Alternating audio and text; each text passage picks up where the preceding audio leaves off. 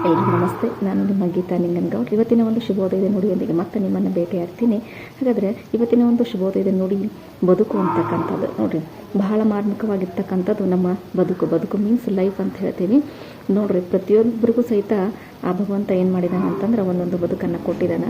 ಮನುಷ್ಯನಾಗಿ ಹುಟ್ಟಿದ ಮೇಲೆ ನಾವೇನು ಮಾಡ್ತೀವಿ, ಆ ಬದುಕನ್ನು ಸಾಗಿಸಲೇಬೇಕು. ಅಂದರೆ ನಮ್ಮ ಜೀವಿತಾವಧಿ ಪೂರ್ಣಗೊಳ್ಳುವವರೆಗೂ ನಾವೇನು ಮಾಡಬೇಕು, ಜೀವನವನ್ನು ಸಾಗಿಸಬೇಕು. ಅದಕ್ಕಾಗಿ ನಾವೇನು ಮಾಡಬೇಕು, ಬದುಕನ್ನು ಕಟ್ಟಿಕೊಳ್ಳಬೇಕು.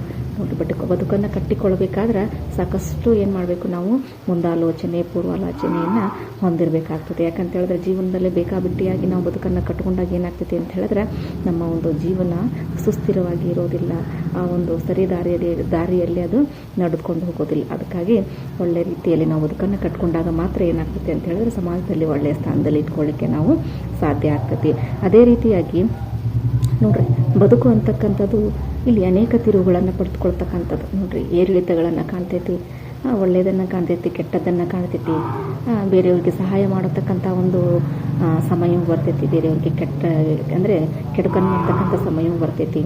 ಇಲ್ಲಿ ಬೇರೆಯವರಿಂದ ಸಹಾಯವನ್ನು ಪಡೆದುಕೊಳ್ತಕ್ಕಂಥ ಸಮಯವೂ ಬರ್ತೈತಿ. ಸೊ ಎಲ್ಲ ಒಂದು ಸಂದರ್ಭದಲ್ಲಿ ಬದುಕು ನಮ್ಮನ್ನು ಏನು ಮಾಡ್ತೈತಿ, ಚೆನ್ನಾಗಿ ಆಟ ಆಡಿಸ್ಬಿಡ್ತೈತಿ. ಸೊ ಅಂಥ ಸಂದರ್ಭದಲ್ಲಿ ಆ ಬದುಕನ್ನು ಏನು ಮಾಡಬೇಕು ನಾವು ಅಂತಂದ್ರೆ ಒಳ್ಳೆ ರೀತಿಯಲ್ಲಿ ಬಂದಂತೆ ಏನು ಮಾಡಬೇಕು, ಸ್ವೀಕಾರವನ್ನು ಮಾಡಬೇಕು. ಅದರ ಜೊತೆಗೆ ಏನು ಮಾಡಬೇಕು ಅಂತಂದ್ರೆ ಸಾಕಷ್ಟು ಏನಾಗತ್ತೆ ಅಂತಂದ್ರೆ ನಮ್ಮ ಕೈಯಲ್ಲಿ ಏನು ಒಳ್ಳೆ ಕೆಲಸಗಳನ್ನು ಮಾಡಲಿಕ್ಕೆ ಆಗ್ತದಲ್ಲ, ಅಂಥ ಒಳ್ಳೆ ಕೆಲಸಗಳನ್ನು ಮಾಡಲಿಕ್ಕೆ ಏನು ಮಾಡಬೇಕು, ನಮ್ಮ ಬದುಕನ್ನು ನಾವು ಉಪಯೋಗಿಸ್ಕೊಳ್ಬೇಕು. ಅದರ ಹೊರತಾಗಿ ನಮ್ಮ ಬದುಕನ್ನು ಕೇವಲ ಕೆಟ್ಟ ಕೆಲಸಗಳಿಗೆ, ಕೇವಲ ಕೆಟ್ಟ ಆಲೋಚನೆಗಳಿಗೆ ಏನಾಗಿಡಬಾರ್ದು, ಮುಡುಪಾಗಿಡಬಾರ್ದು. ಅದಕ್ಕಾಗಿ ನಾವೆಲ್ಲರೂ ಏನು ಮಾಡಬೇಕು, ಒಮ್ಮೆ ಈ ಮನುಷ್ಯ ಜನ್ಮವನ್ನು ಪಡ್ಕೊಂಡಿದ್ದೇವೆ ಅಂದ ಬಳಿಕ ನಮ್ಮ ಒಂದು ಬದುಕನ್ನು ಏನು ಮಾಡಬೇಕು, ಆದರ್ಶಮಯವಾಗಿ ನಾವು ಕಡಿಬೇಕಾಗ್ತದೆ. ನೋಡ್ರಿ, 100 ವರ್ಷ ಇಲ್ಲಿಯಂತೆ ಬದುಕುವುದಕ್ಕಿಂತ ಇಲ್ಲಿ 1 ವರ್ಷ ಅಥವಾ 1 ದಿನ ಹುಲಿಯಂತೆ ಬದುಕುವುದು ಸರ್ವಶ್ರೇಷ್ಠವಾಗಿರ್ತಕ್ಕಂಥದ್ದು. ನೋಡಿರಿ, ಬದುಕಿದ್ರೂ ಸಹಿತ ಏನು ಮಾಡಬೇಕು, ಹುಲಿಯಂತೆ ನಾವು 1 ದಿನ ಬದುಕಬೇಕು. ಅದರ ಹೊರತಾಗಿ ಇಲ್ಲಿ ಇಲಿಯಂತೆ 100 ವರ್ಷ 100 ದಿನ ಬದುಕಲಿಕ್ಕೆ ಹೋಗಬಾರ್ದು ಅಂತ ಹೇಳ್ತೇವೆ. ಯಾಕಂತ ಹೇಳಿದ್ರೆ ನೋಡಿರಿ, ಇಲ್ಲಿ ಹುಲಿ ಅಂತಕ್ಕಂಥದ್ದು ಬಲಿಷ್ಠವಾಗಿರ್ತಕ್ಕಂತಹ ಪ್ರಾಣಿ.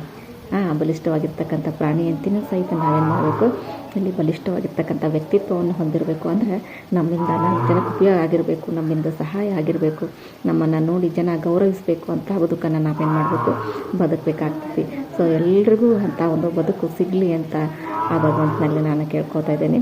ಇವತ್ತಿನ ಒಂದು ಶುಭೋದಯದ ಕಾರ್ಯಕ್ರಮ ಇದನ್ನು ನುಡಿಯನ್ನು ಇವತ್ತು ನಾನು ಮುಗಿಸ್ತಾ ಇದ್ದೇನೆ. ಮತ್ತೆ ಮತ್ತೊಂದು ನುಡಿಯೊಂದಿಗೆ ನಿಮ್ಮನ್ನು ಭೇಟಿಯಾಗ್ತೀನಿ.